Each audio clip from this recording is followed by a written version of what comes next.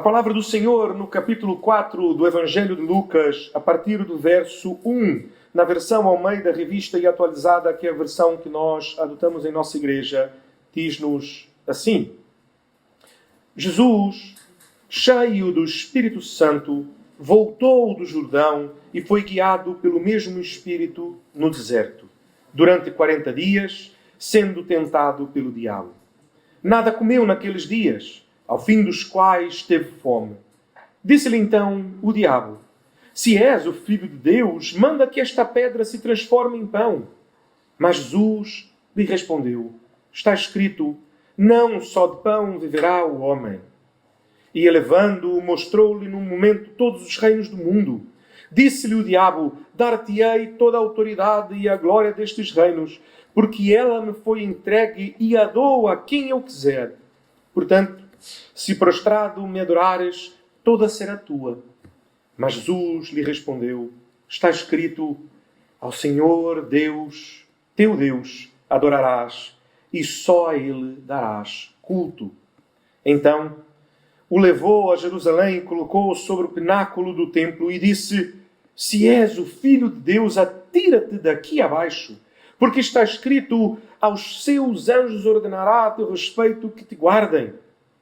E eles susterão nas suas mãos, para não tropeçares em alguma pedra.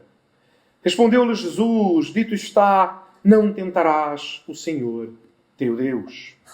Passadas foram as tentações de toda a sorte, apartou-se dele o diabo até o momento oportuno. Amém. Meus irmãos, nós já temos estudado este texto e nos aproximado deste texto já há algumas semanas. E já percebemos aqui uma série de questões.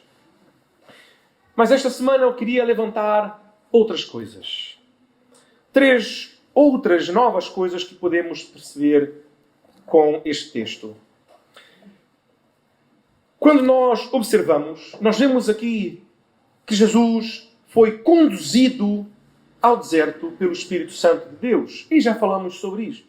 De como Jesus era... O texto nos mostra que Jesus era guiado. Ele não apenas estava cheio do Espírito Santo de Deus, mas era guiado, levado, conduzido pelo Espírito Santo de Deus. E que foi o próprio Espírito Santo de Deus que conduziu Jesus ao deserto para então ali jejuar, orar. E como nós sabemos que Deus sabe de todas as coisas, o Espírito Santo de Deus sabia que Jesus ali seria tentado pelo diabo. E, portanto, podemos dizer, de facto, porque o texto assim nos diz, ainda aqui nos primeiros versos, que Jesus, cheio do Espírito Santo, voltou do Jordão e foi guiado pelo mesmo Espírito no deserto durante 40 dias, sendo tentado pelo diabo. Há versões que vão dizer, para ser tentado pelo diabo. O Espírito Santo de Deus conduziu Jesus ao deserto para ali ser provado, ali ser testado. Se nós lembrarmos a cena exatamente anterior, não é... o texto exatamente anterior é a genealogia de Jesus, mas isto não é uma cena. A cena exatamente anterior é Jesus a ser batizado por João Batista. E nós falamos profundamente sobre este assunto. Aqui, o Espírito Santo, o mesmo Espírito Santo que veio sobre Jesus quando Jesus saiu da água, o Espírito Santo de Deus, leva Jesus ao deserto agora para ser tentado. Com que finalidade? Com a finalidade de provar aquilo que havia sido expresso no batismo. Aquilo que ficou demonstrado, aquilo que foi expresso no batismo, de que ele, Jesus, ele não apenas era o Filho de Deus, mas era alguém que era cheio do Espírito Santo, guiado pelo Espírito Santo, conduzido no Espírito Santo, que confia no Senhor em cada questão de sua vida, tudo isso fosse posto à prova. E assim o foi. Jesus foi conduzido ao deserto para ali ser provado. Este texto é um texto que não existe nenhum paralelo em nenhum outro tipo de literatura. Seja no Antigo Testamento, às vezes existem alguns tipos de literatura que, apesar de não terem paralelo com o Antigo Testamento, existem escritos, não é? Que não são sagrados, ou seja, nós não consideramos como parte das Escrituras, mas que foram escritos naquele período intertestamental. Ou seja, naqueles 400 anos entre o último livro do Antigo Testamento e o primeiro livro do Novo Testamento. E o que se passa é que esta cena do Espírito Santo conduzir Jesus ao deserto, não há nada parecido em nenhum outro tipo de literatura daquele tempo. Portanto, ninguém pode argumentar que de alguma maneira os apóstolos, os discípulos teriam apanhado aqui esta história de algum lado a tentar fazer um paralelo com alguma outra coisa. Porque não existe em nenhum outro lugar, nenhum outro registro parecido com este. A não ser em um detalhe. Porque nós ainda não chegamos a falar sobre isto. E nós temos que perceber que Jesus, quando vai, o sítio para onde ele vai é para o deserto. E nós já falamos sobre ter ido para o deserto. Mas se nós lembrarmos, quando o povo, após a primeira Páscoa, foi liberto do Egito, para onde foram? Para o deserto. E Jesus foi para o deserto, onde jejuou durante 40 dias. Diz-nos o verso 2. 40 dias. E o povo, quando saiu do Egito e foi para o deserto, ele ficou quanto tempo no deserto? 40 anos. Foram 40 dias, mas foram 40 anos. E, portanto, isto nos mostra um paralelo, não apenas com Adão. Jesus não é apenas um novo e melhor Adão, que agora é capaz de resistir ao diabo e vencer a tentação do inimigo. Jesus também é um novo e melhor Moisés, que nos conduz para fora do Egito de nossas vidas, mas que não paira no deserto por 40 anos, porque no deserto não é desobediente. No deserto não adora outros deuses.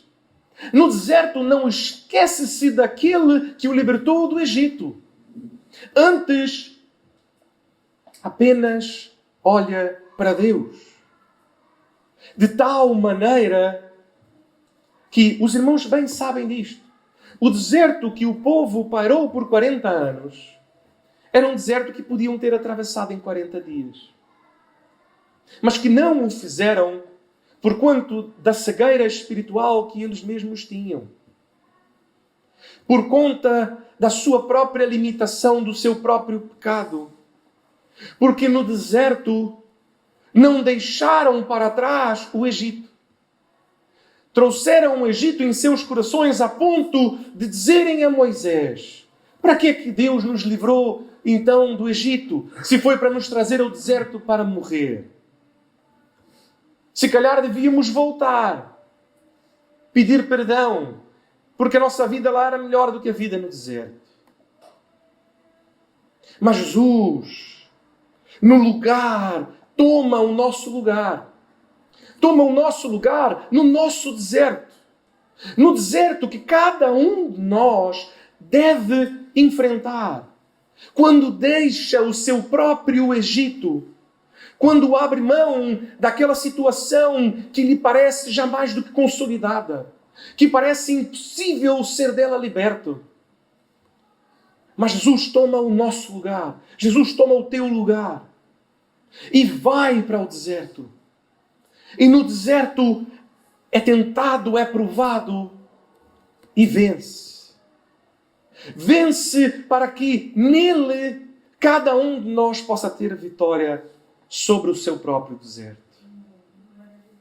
Portanto, não importa o tamanho do teu deserto, não importa a dificuldade, o calor, o tipo de bestas que pode encontrar no deserto que tens pela tua frente, Jesus já venceu. Não importa o tamanho da tentação ou da provação que estará diante de ti ou que está diante de ti, Jesus já venceu. Portanto, Jesus, ele não é apenas o novo e melhor Adão, mas ele também é o novo e melhor Moisés. porque nos conduz para fora do nosso Egito, para uma nova vida. Nova vida esta que, lembremos, Jesus foi batizado, lembram-se? Jesus sai da água e é conduzido então em uma nova vida. E a primeira coisa que enfrenta é o deserto. Assim como o povo enfrentou o deserto. E irmãos, não se enganem. O vosso pastor enfrentou o deserto. Uma família tradicional portuguesa. Imaginem, de repente, o pastor de vocês, com muito menos idade do que tem hoje, um jovenzinho. E lembro-me ainda a primeira reunião de família que teve. E lembro-me da minha avó, que, em geral, é alguém que está mais quieta, não puxa muito assunto. Normalmente a minha avó, quando gosta de falar de futebol, como uma boa portuguesa também, não é? Gosta muito de futebol e está sempre a falar dessas coisas. Mas a minha avó, pela primeira vez na vida, fez-me uma pergunta que chegou a causar-me confusão. Ela veio ter comigo naquele almoço, se não me engano era um almoço de Páscoa, e perguntou-me: "Ó Marcos, que história é esta que estou a ouvir agora, de que estás a ir a uma igreja evangélica? Que história é esta?" Eu disse: "Avó, é verdade, eu tenho ido, uma colega convidou-me para ir e pronto, eu lá fui e achei interessante, e lá a Bíblia é pregada e eu gostei e Deus é louvado e, portanto, olha, tenho lá ido." E lembro-me ainda dela dizer assim: "Não podes. Isto não é uma escolha tua. A nossa família é católica. Não é para ti escolheres a igreja que vais. Tu és católico. Foste batizado, fizeste a tua primeira comunhão. Não é para ti escolheres isto. Então para lá com isto. Quiseres ir a uma igreja, olha, há tantas aqui ao pé, procura uma igreja católica, como deve ser, e começa a ir a ela." Nunca vi a minha avó ter tal atitude. E isto apenas para mostrar aos irmãos que cada um de nós vive o seu próprio deserto.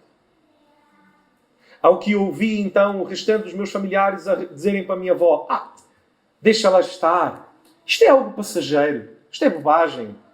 Ainda é praticamente um adolescente, é um jovem. Sabe como são jovens? Estão sempre a inventar aqui qualquer coisa nova. Daqui a um bocadinho esquece disto e deixa estar." Imaginem estas palavras a entrarem no meu coração. Imaginem o deserto e eu a pegar. E eu a dizer: "Não. Eu agora conhecia Jesus. Conhecia Jesus de um jeito, de uma maneira que eu ainda não conhecia antes." Apenas para continuar a ouvir vez após vez que, está bem, olha, deixa estar. Isto daqui a um bocadinho passa. Daqui a um bocadinho esqueces disso. Daqui a um bocadinho já não vais mais para a igreja. Daqui a um bocadinho. E a minha avó sempre a questionar, mas continuas a ir, mas eu já lhe disse. E os colegas na escola, imaginem. Eu estudei em uma escola de linha progressista, vamos assim dizer. A maior parte dos meus professores eram comunistas, simpatizantes ao comunismo, ao socialismo. E agora vem o seu aluno, porque, irmãos, quando conheci Jesus, isto foi de tal maneira poderoso e transformador em minha vida, que eu reuni colegas que eu sabia que eram crentes na escola e disse-lhes: "Precisamos fazer qualquer coisa em nossa escola." E então começamos a reunir-nos 3 vezes por semana, na hora do lanche, a hora que nós tínhamos para jogar, para conversar, para fazer outras coisas, para comer. Toda segunda, quarta e sexta-feira íamos para uma sala, sentávamos e enquanto lanchávamos, cantávamos, líamos as Escrituras, orávamos uns pelos outros. Ao ponto de que funcionários da escola começaram a ir lá ter a dizer assim: "Mas o que é que estão a fazer aí? Este momento é um momento que devem estar lá fora. Já passam o dia todo na sala, não é? Passam o dia inteiro enfiados numa sala. O que querem é estar lá fora. E agora, na hora que podem estar lá fora, estão enfiados numa sala?" O que é que se passa? Algo errado com vocês. E de facto, para o mundo havia algo de errado connosco. Porque 3 vezes na semana nós nos fechávamos numa sala, perdíamos, dedicávamos aquele tempo que teoricamente era para fazer outras coisas, era para nos divertir ou relaxar.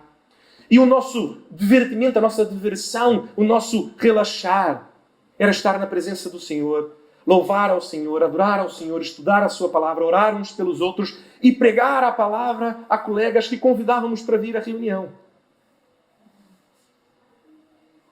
E então os colegas olhavam-me, começaram a olhar-me estranho. Onde é que está aquele Marcos? E eu só lembro-me de uma citação que eu ouvi aqui há algum tempo, um colega pastor a dizer, uma citação de Agostinho, Santo Agostinho, que estava na rua a andar e de repente vê uma senhora que o conhecia e ela grita: Agostinho! Agostinho! Agostinho, sou eu, não reconheces-me? Sou eu, fulano de tal. Não lembro-me o nome da senhora, vão-me perdoar. Vou dar o nome Maria, só para ficar mais português. E ele disse-me: sim, a ti eu reconheço, és mesmo esta. Eu é que já não sou mais aquele Agostinho. Eu é que agora sou o outro. Não aquele que conhecias. Portanto, não conheces a mim. Eu conheço a ti. Mas tu já não conheces mais a mim. Porque agora sou diferente. Porque a palavra do Senhor nos diz que em Cristo somos nova criatura. Novas feituras. Recebemos dele uma nova natureza. Esta natureza que nos é concedida por meio de Cristo Jesus.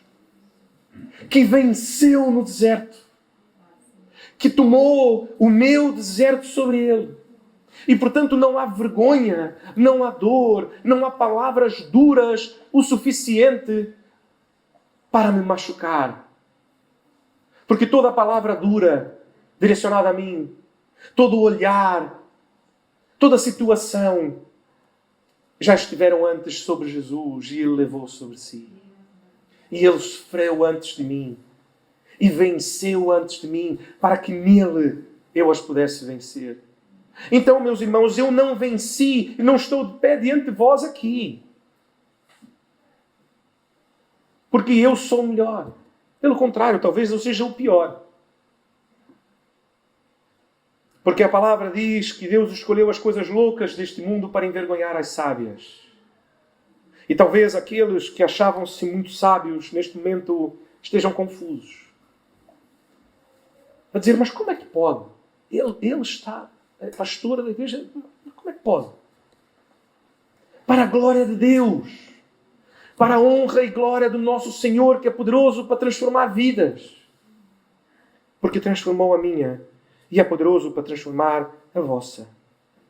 E o que Jesus fez no deserto, e portanto vemos aqui 3 situações diferentes. A primeira situação que nós vemos, que o diabo, quando vai falar com Jesus, ele não diz qualquer coisa. E já falamos sobre isto. O diabo conhece a palavra de Deus. E temos que ter muito cuidado até com pessoas que conhecem a palavra de Deus. E quantas pessoas eu tenho ouvido recentemente que citam a palavra de Deus, que usam a palavra de Deus, que são conhecedores da palavra de Deus, entretanto, abusam da palavra de Deus. Mentem ao usar a palavra de Deus. Fingem-se de piedosos e usam a palavra de Deus apenas para tentar enganar aos santos. Para que também os santos, se calhar, digam: mas afinal, então ele é crente. Ela é crente. Mas afinal está a usar citações da Bíblia. Então, portanto, olha, isto deve vir de Deus. Por isso é que devemos conhecer Jesus. E tenho insistido isso com os irmãos. Mas a conhecer a Jesus de tal maneira e tão profundamente de que não possamos ser enganados. Como diz a expressão popular, unha em carne. Sermos um verdadeiramente com Jesus. De tal maneira que mesmo quem tentar usar a palavra contra nós, para nos enganar, Façam como o diabo ao final. Quando nós lemos aqui no verso 13, que o diabo apartou-se dele, porque obviamente Jesus resistiu a ele. Falamos isto na semana passada, não é? A palavra nos promete isto. Resisti ao diabo e ele fugirá de vós. E aqui o diabo foge de Jesus porque ele resiste. Porque Jesus conhece a palavra verdadeiramente. Não conhece trechos da palavra. Ele conhece a palavra toda. E volto nisto. E insisto nisto mais uma vez. Porque há pessoas que querem apanhar um verso e dizer, olha, mas este verso diz isso. Mas nós temos que lembrar que a palavra de Deus é uma. E ela tem autoridade para nos ensinar. Toda ela. E, portanto, a palavra de Deus não se contradiz. Portanto, o que acontece é que nós devemos estudar toda a palavra e conhecer toda a palavra de maneira que fique claro a mensagem que Deus nos deixou. De tal forma que mesmo que usem algum texto para tentar distorcer ou apresentar uma outra, olha, mas também seria possível interpretarmos assim. A nossa resposta ser uma resposta objetiva a esta pessoa dizer, mas é claro que não. A única possibilidade de interpretares desta maneira é se não conheceres a palavra de Deus como um todo. Porque ao conhecer a palavra de Deus como um todo, é claro que isto não quer dizer isto.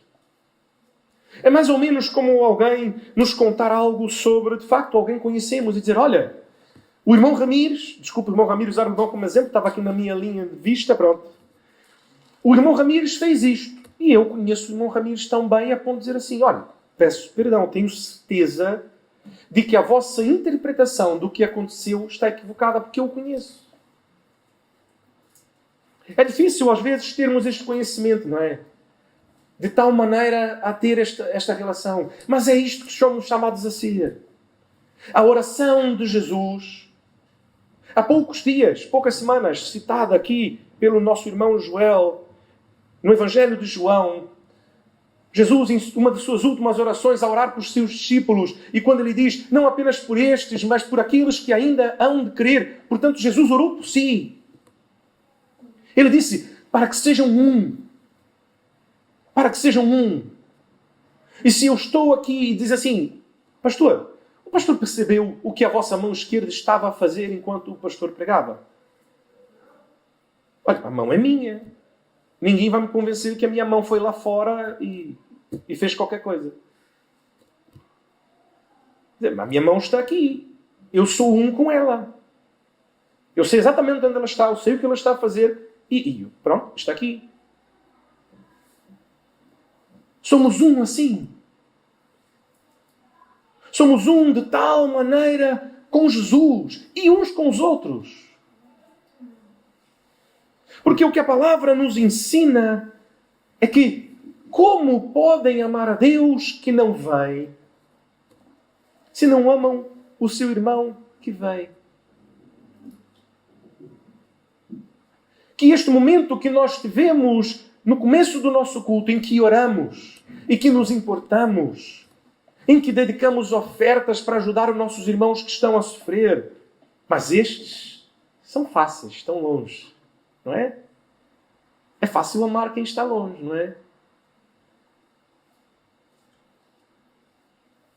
Agora, amar quem está perto. Quem está tão perto que somos um. E quando somos um, sabe o que acontece, meus irmãos? Quando somos um, conseguimos ver os defeitos uns dos outros. E deixo de dizer isso aos irmãos. Quanto mais um com vosso pastor os irmãos forem, mais decepcionados estarão. E já vos peço perdão antecipadamente por isto. Mas também já lhes digo que não fiz nenhuma promessa. A minha promessa é também esta. Serão decepcionados. Porque sou um pecador. Transformado por Jesus, dependente do Espírito Santo de Deus, mas ainda não sou santo. Estou a viver o processo de santificação. Então os irmãos certamente encontrarão em mim muitos defeitos. Muitas limitações. Quanto mais formos um, uns com os outros, mais perceberemos os defeitos uns dos outros e mais difícil será de sermos uns com os outros. Mas quando percebemos que nós mesmos somos pecadores, dependentes da graça de Deus, que aquilo que vemos no nosso irmão apenas nos sirva para lembrar isto. Que nós mesmos também somos dependentes absolutamente da graça do nosso Deus. De tal maneira de que, como o Senhor Jesus nos ensinou, não podemos apontar o cisco do olho do nosso irmão, uma vez que vemos o tamanho da trave que há no nosso. E nós vemos. Porque afinal é no nosso. Que possamos viver em unidade. Porque se nós desejamos conhecer a Jesus, não há maneira melhor de conhecermos a Jesus do que conhecermos a Jesus por meio da vida dos nossos irmãos. Por meio daquilo que vemos Jesus a fazer na vida dos nossos irmãos. Quando Jesus transforma-lhes a vida e nós podemos acompanhar isto. A transformação que Jesus está a fazer em suas vidas. Quando Jesus os usa para confrontar aquilo que precisa ser transformado em nossas vidas. Por mais difícil que isto seja. Mas sabemos que é o próprio Senhor Jesus a nos confrontar. Que possamos conhecer a palavra de Deus e ser verdadeiramente com Jesus. A tal ponto de que quando o diabo nos tentar enganar, façamos como Jesus. O diabo cita a palavra de Deus. Ele não diz nada além da palavra de Deus. Claro, algumas provocações, não é? Mas ele cita e usa a palavra de Deus. Mas Jesus, diferente, usa apenas a palavra de Deus. Conseguem perceber? O diabo faz aqui provocações. Ele diz, abre aspas, se és o Filho de Deus, manda que esta pedra se transforme em pão. A provocar a Jesus. E a primeira provocação e a primeira coisa que podemos aqui então aprender é esta. O primeiro lado onde seremos atacados, obviamente, é nas nossas necessidades. Sejam necessidades como o pão aqui dito, uma necessidade material mesmo física, mas também as nossas necessidades emocionais. As nossas necessidades intelectuais. A nossa necessidade de aceitação. A nossa necessidade de fazer parte. Agora, quem segue a Jesus já negou tudo isto. De tal maneira que só consigo lembrar-me de uma história de Charles Spurgeon, pastor batista, que disse certa feita que toda vez que procurado por um jovem a dizer que pastor, sinto-me chamado para o ministério, sinto que Deus está-me a chamar e gostava mesmo de ir para o seminário, a resposta de Charles Spurgeon para todos estes jovens era: pois eu discordo. Não vejo assim. Não creio que Deus o tenha chamado.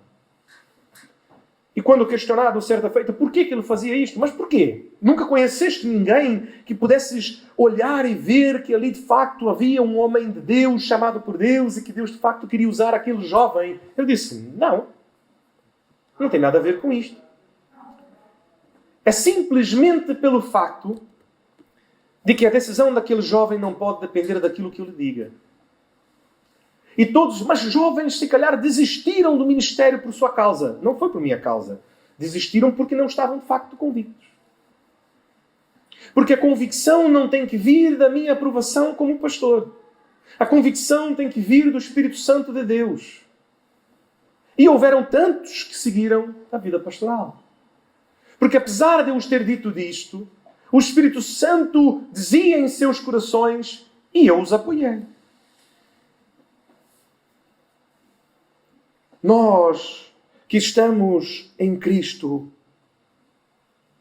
E o que Jesus nos ensina aqui, a primeira coisa, é que mesmo as nossas necessidades físicas, e nós falávamos sobre isso na semana passada, sobre quantos dias é que conseguimos ficar. Lembram-se disto? A regra dos 4. 4 horas, 4 dias, 4 semanas. Jesus estava com fome após 40 dias, sem comer.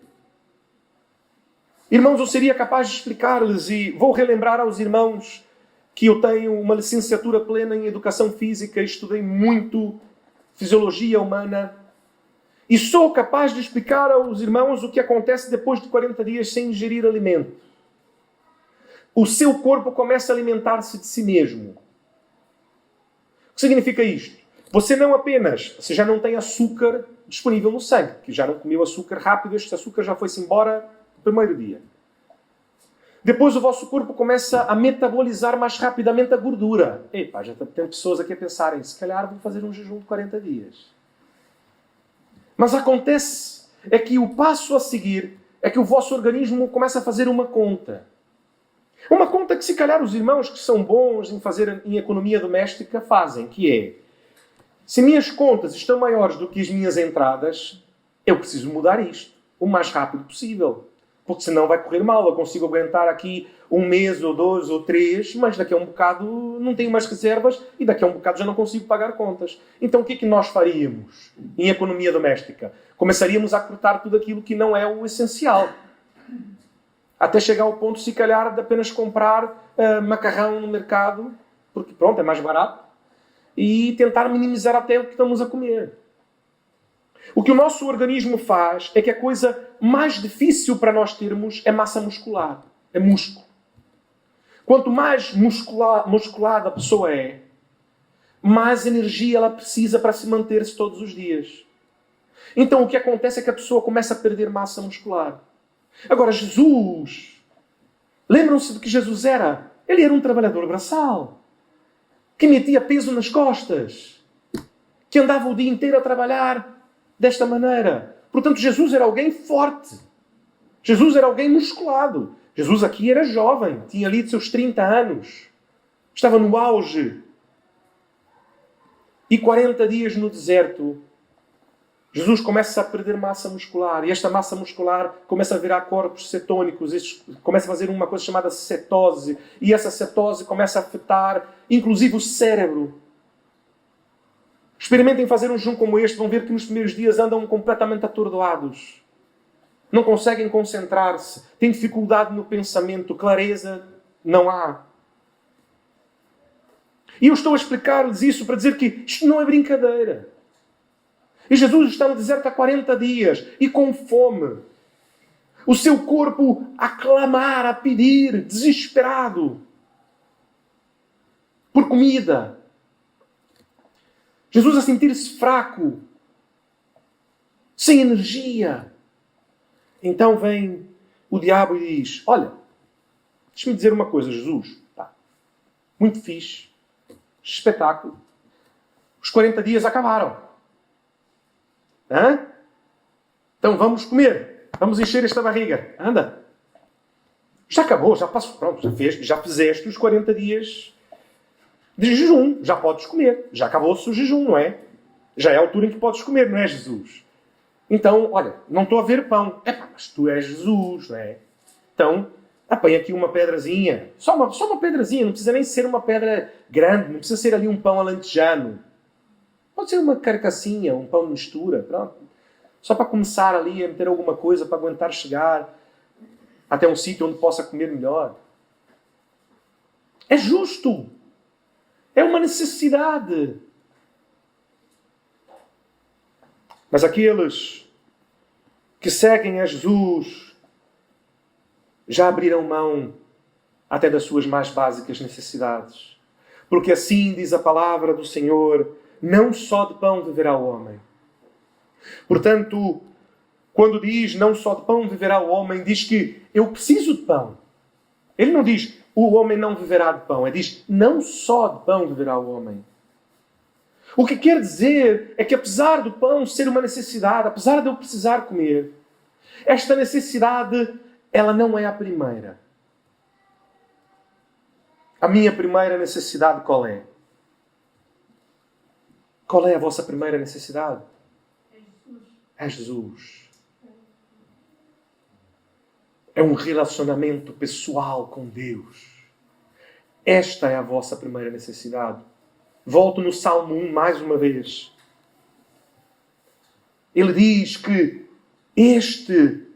que o prazer está na lei do Senhor. Ele será como árvore plantada junto aos ribeiros de águas. Ele não tem o seu prazer na lei do Senhor porque é uma árvore plantada junto ao ribeiro de águas, que dá fruto no tempo certo, as folhas não murcham e tudo que faz prospera. É o contrário. O seu prazer está na lei do Senhor. Quem tem o seu prazer na lei do Senhor, este será como árvore plantada. Ele é uma árvore plantada junto ao ribeiro de águas porque tem o seu prazer na lei do Senhor. Portanto, não só de pão viverá o homem, mas toda a palavra que sai da boca de Deus. Precisamos de pão, mas mais do que de pão, precisamos da palavra de Deus. Porque se andarmos com Deus, Ele certamente nos dará todas as coisas. Jesus nos prometeu isto. Jesus percebia isto. E Ele mesmo disse, não vêm as andorinhas. Elas não plantam, não colhem, não juntam em celeiros. Mas o Senhor as dá tudo o que precisam. Não falta-lhes pão. Jesus, ao dizer não só de pão viverá o homem, Ele quer dizer, se Deus quisesse que eu agora comesse, Ele enviaria maná do céu para que eu comesse. Se não há pão ao pé de mim, é porque o meu jejum, apesar de já ter chegado aos 40 dias, ainda não chegou a hora de eu comer. Porque se fosse a hora de eu comer, Deus teria enviado pão. Assim como enviou ao profeta por meio de corvos. Lembram-se? Segunda coisa. Então, ao ver que não funcionou nesta necessidade, o diabo passa para uma outra necessidade que temos, não é? E diz, dar-te-ei toda a autoridade e a glória destes reinos, porque ela me foi entregue. E dou a quem quiser. Portanto, se prostrado me adorares, toda será tua. Mas Jesus respondeu, está escrito, ao Senhor teu Deus adorarás, e só a Ele darás culto. Novamente, o diabo diz, eu tenho autoridade sobre esta terra, eu tenho poder sobre esta terra. E posso dar a quem eu quiser. Se prostrado me adorares, serás Senhor desta terra. E a resposta de Jesus é, ao Senhor teu Deus adorarás e só a Ele darás culto. Jesus poderia dizer, é verdade, eu sou Jesus. Tem algo aqui que se calhar está mal. Era de facto para eu ser Senhor sobre esta terra. Era de facto para eu ter poder e glória nesta terra. Como nós estudamos já quando falamos sobre César, tanto no começo do capítulo 3 como ainda antes. Não era suposto César ter toda esta glória. Era suposto eu ter glória. E ainda maior do que a de César. Uma glória sobre toda a terra, sobre todo o povo, sobre toda a língua, sobre toda a nação. Não é justo que Jesus assim seja? Não é isto que declaramos todos os domingos? Que só Ele é digno de glória, honra e poder? Cantamos isto esta manhã. De que tudo pertence a Ele, tudo é dEle, tudo é por Ele, tudo é para Ele. De que Ele é Senhor sobre todas as coisas e de que no fim juntarão pessoas de todo o povo, língua, nação e adorarão ao Cordeiro de Deus. O que o diabo está a dizer assim, é justo. Só tem um porém. Simples.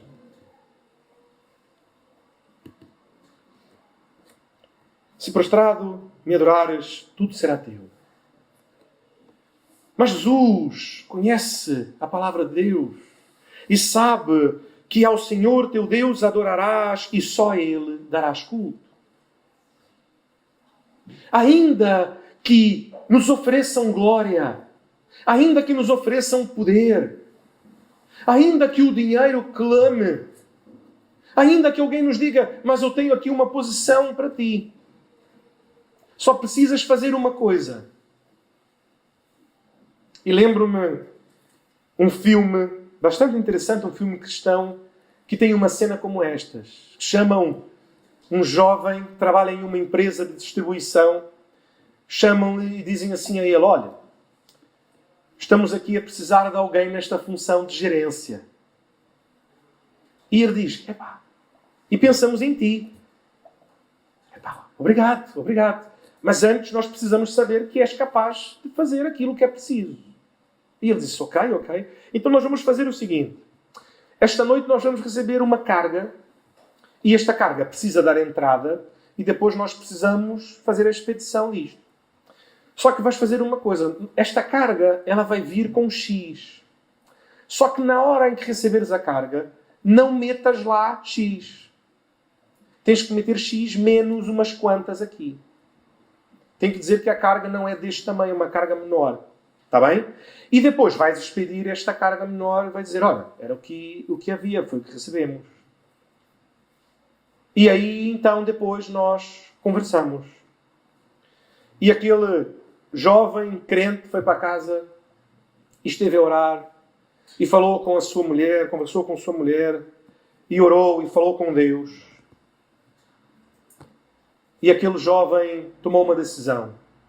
Ele, ao fazer a entrada daquela carga, ele colocou toda a carga. E disse, ainda que despeçam-me de trabalho, ainda que eu não seja promovido, ainda mesmo que eu seja demitido, porque afinal descumpri uma ordem do meu chefe, eu não vou fazer aquilo que é errado diante de Deus, para a glória dos homens. E então, naquele mesmo dia, ele foi chamado à sala do seu chefe. E ele já imaginava aquilo que viria a acontecer, não é? Que ele seria demitido. E muito entristecido, e o chefe lhe perguntou, o que é que fizeste?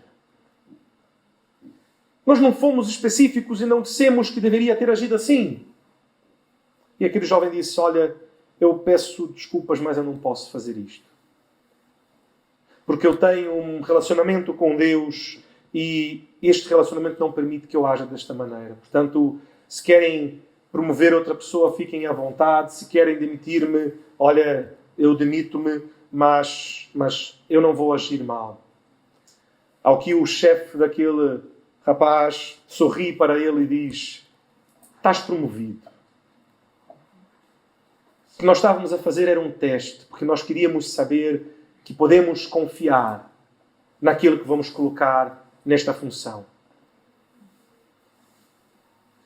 E aquele jovem foi promovido exatamente porque foi fiel a Deus. Nem sempre vai ser assim. Muitas vezes vamos a ser demitidos. Vamos ser excluídos. Vamos ser deixados de fora. Como falei, talvez seja esse o vosso deserto.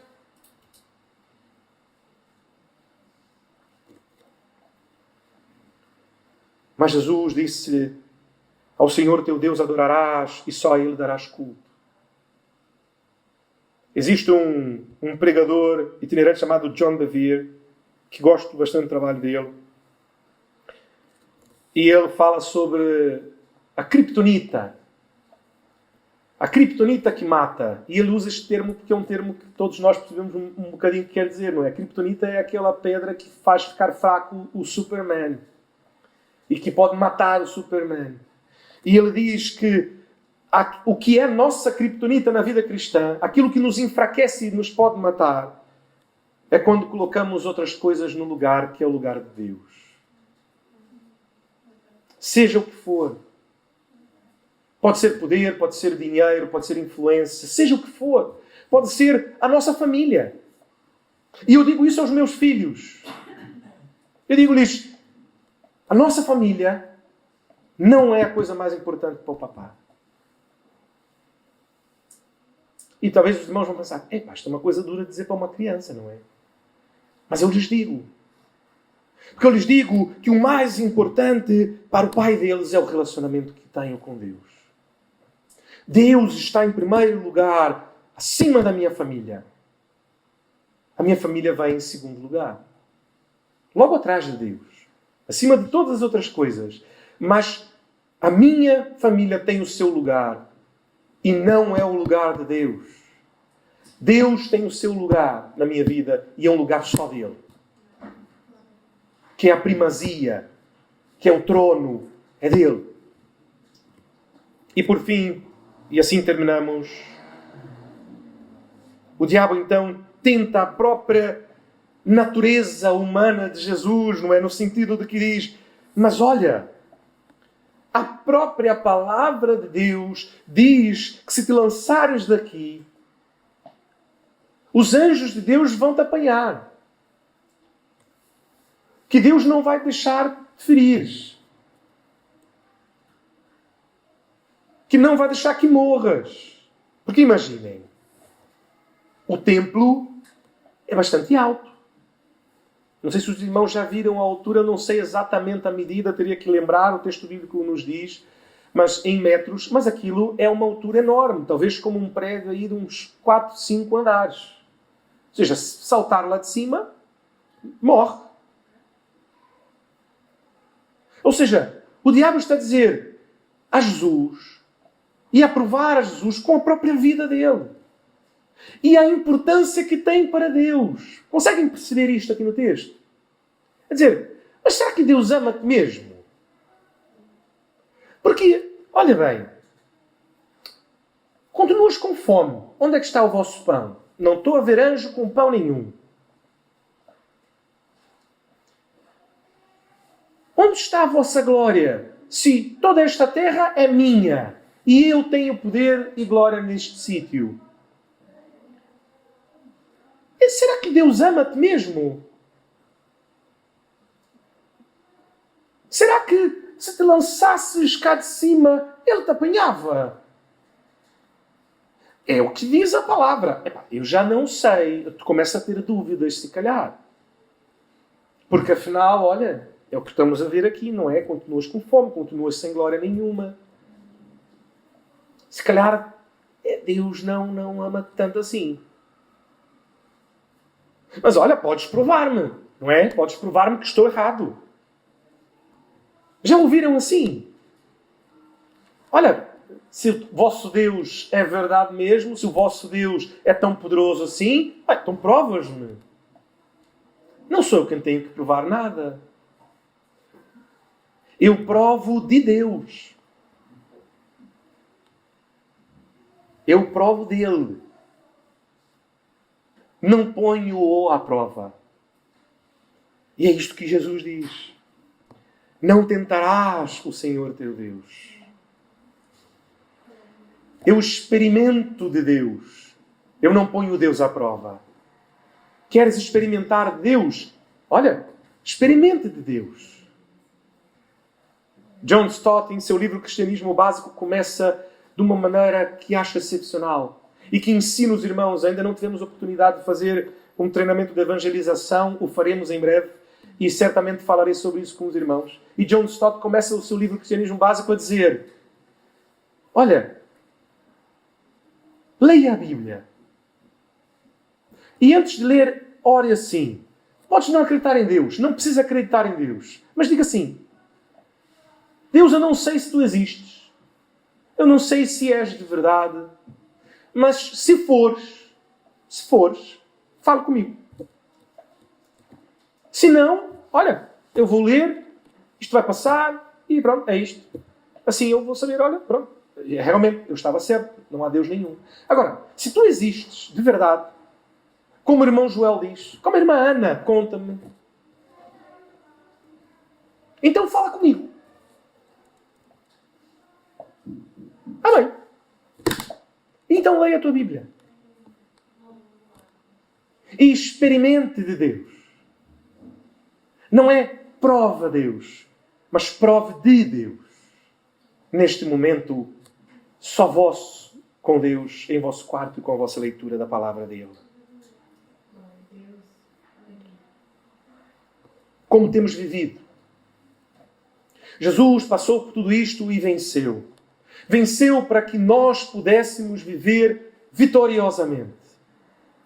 Temos vivido como o povo hebreu no deserto,